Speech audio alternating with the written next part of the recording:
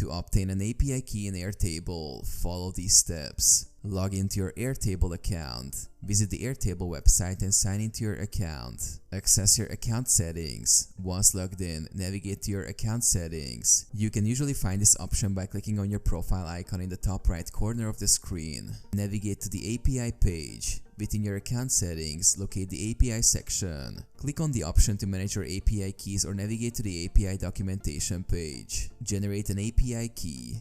If you don't have an API key already, you will need to generate one. Look for an option to create a new API key or generate a new key. Copy your API key. Once generated, your API key will be displayed on the screen. Copy the key to your clipboard or save it in a secure location. Secure your API key. Treat your API key as sensitive information and keep it secure.